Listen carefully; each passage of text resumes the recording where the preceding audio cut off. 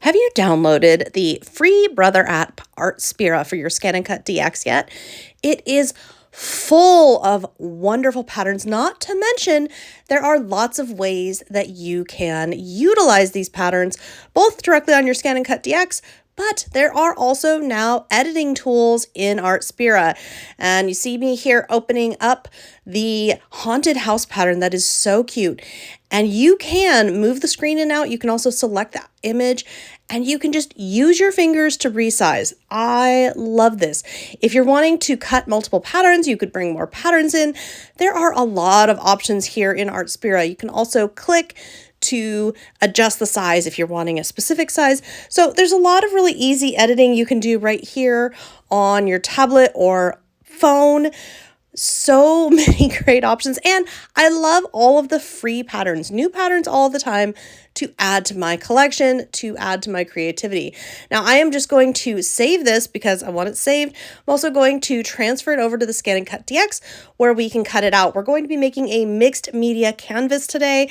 This is a super fun and easy project with lots of different variations that you can do. Once I am on my ScanNCut, I am going to go ahead and go on in and go to retrieve data and then press the little cloud. This is going to bring in my pattern.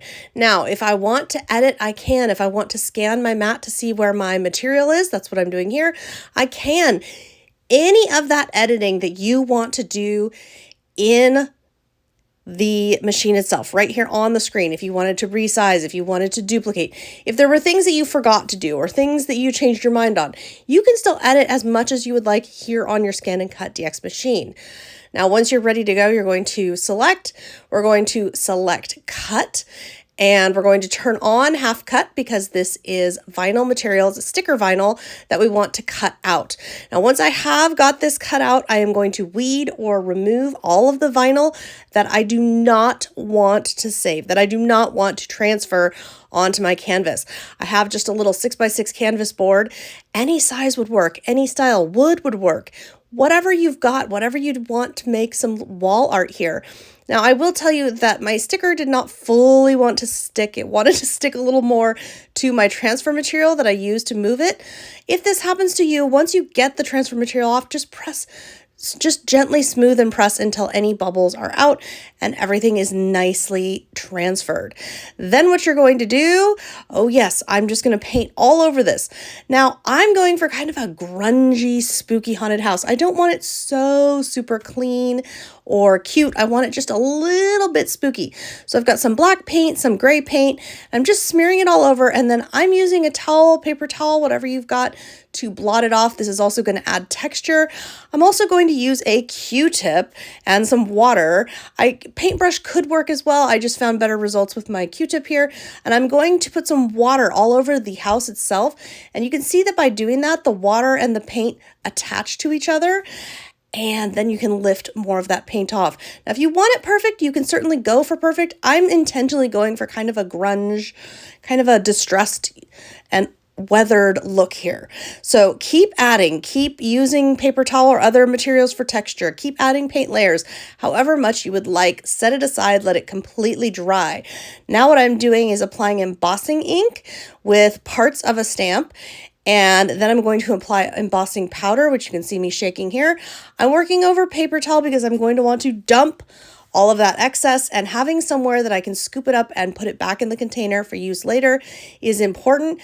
You can also use your paintbrush to kind of brush off the house itself and other areas, and of course to tap excess. As you can see, there's some on the house, and I want a little bit, but not a lot.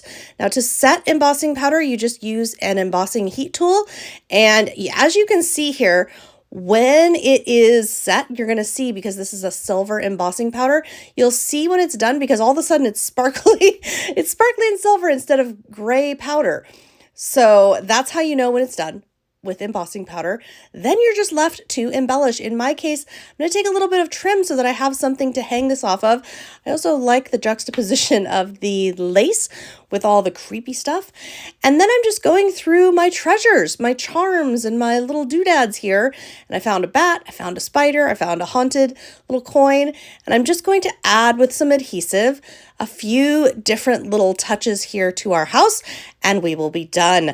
I hope that you like this tutorial. I hope I've given you another idea and another way to use Artspira in a mixed media way with all of your craft supplies.